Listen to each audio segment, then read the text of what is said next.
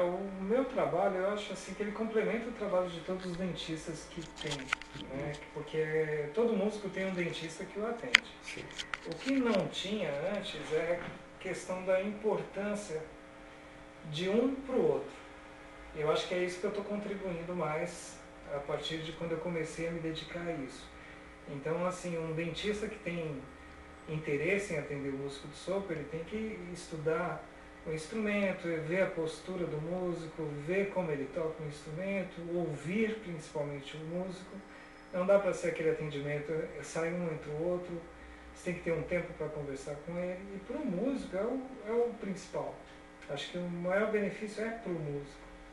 É onde ele vê que ele pode de repente manter a performance dele durante anos, né, prolongar a carreira, e também quando ele com uma coisa interferindo, ele também tem como corrigir isso com as melhores técnicas e com os melhores procedimentos. Então eu acho que a grande contribuição é justamente dar importância para o músico dentro da saúde e mostrar dentro da saúde que o músico é importante. Não só o músico, mas qualquer pessoa que tenha uma peculiaridade no exercício da profissão, eu acho que ela tem que ter uma atenção redobrada. O que acontece muito é um conjunto de situações que levam à necessidade de uma intervenção aqui e ali. Então, às vezes é uma simples restauração que ficou volumosa demais, às vezes é uma prótese que ficou para frente, e aí na hora que ele vai colocar a boquilha ali, ela tem que ficar torta para ele posicionar.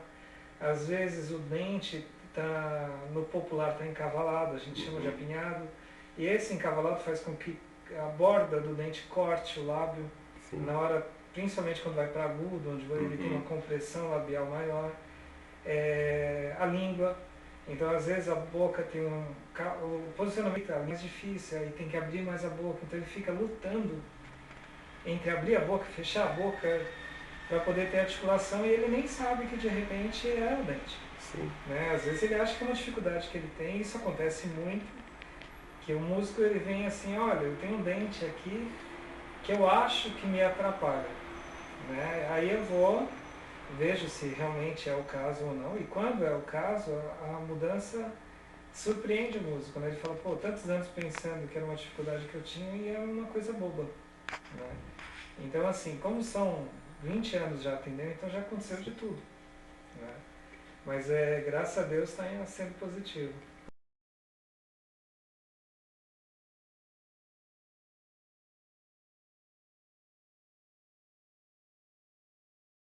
Ele me procurou porque tinha um problema. Então ele tem uma diferença de alinhamento nos dentes que assim é simples de ser corrigido.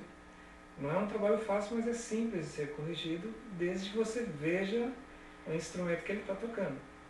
E aí, assim, a necessidade de continuar tocando bem é que fez com que ele viesse até mim. Agora a música é uma honra. Eu não esperava, assim, foi um presente assim que jamais pudesse imaginar. Mas é legal, é muito legal, não tem como descrever. Simplesmente você trabalha e de repente a sensibilidade do outro vê uma forma de reconhecer aquilo que você faz. E eu fiquei muito emocionado, até hoje ainda não ouvi o Costita tocando, mas ele já apresentou, virou já o jazz do dentista. E é muito legal, muito gratificante. Eu jamais imaginar que um dia ia ter uma música em minha homenagem.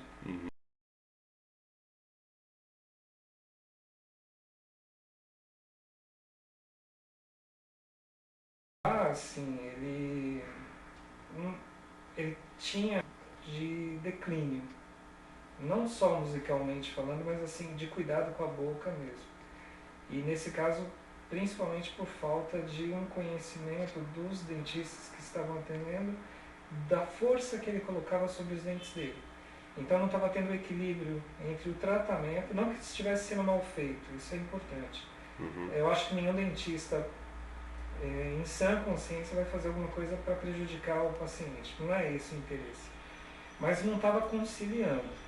E aí ele estava no caminho de perder os dentes, de perder a embocadura. Não digo parar de tocar, pode até ser que fosse o caso de parar de tocar, mas que ia ser um declínio muito grande e ia ser. E aí a gente teve que primeiro estabilizar o processo para que ele não viesse a perder os dentes, para que ele não viesse ter maiores prejuízos, né, para depois reabilitar.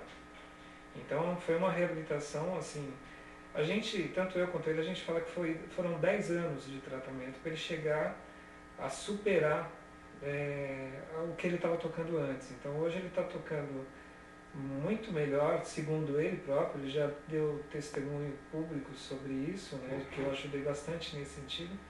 Mas o caso dele realmente foi muito bom de fazer.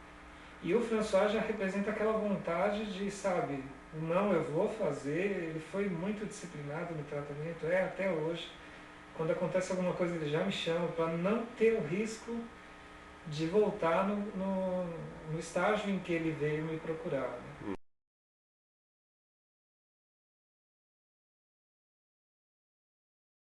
Eu acho que a questão, no caso, não é de se especializar num tratamento de música de sopro. Eu acho que você, que é um dentista normal, um clínico geral, né, ele tem que olhar o paciente.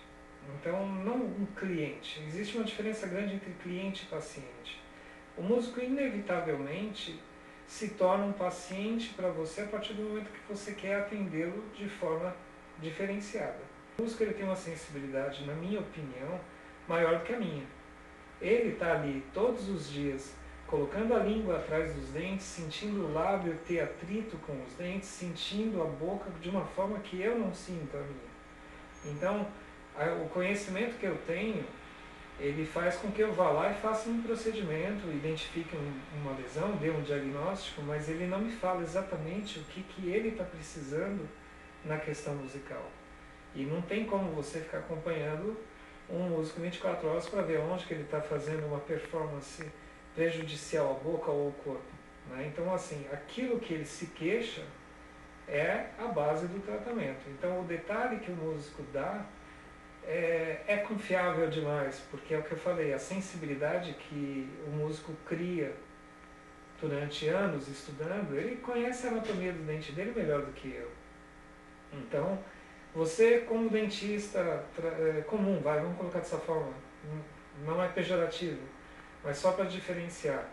Se escutar o que o músico está falando, vai ter condição de fazer um tratamento adequado para ele. Aí é questão de interesse dos dois lados, né? Tanto do músico de explicar para o dentista, entender que o dentista não sabe o que é tocar um instrumento, é aquela história, né? Mas ninguém que se forma em odontologia tem a obrigação de saber que existe. Ninguém tem a obrigação de saber como funciona o saxofone, como você pega um saxofone. Não existe isso. Eu fui por esse lado. Mas a forma como você vai atender o músico, ela vai primeiro da primeira conversa. Então, se você quer atender músico de sopro, a primeira coisa tenha uma primeira consulta longa, onde você vai conversar com ele e ver realmente o que você pode fazer e o que você não pode fazer. E não é um tratamento comum para a maioria das pessoas que vai servir para ele. Você vai ter que ficar selecionando entre aquilo que a gente tem de possibilidades de tratamento para poder ver o que é que você vai proporcionar para ele.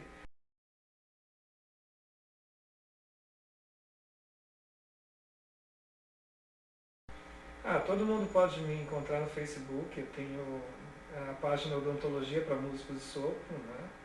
E via e-mail também, é o alealc3@gmail.com. E tá aí, eu estou à disposição para quem quiser tirar uma dúvida. Independente do tratamento, eu estou sempre tentando esclarecer as dúvidas, porque é aquela história, não vou atender todo mundo, né? Não é por não querer atender todo mundo, não tem como.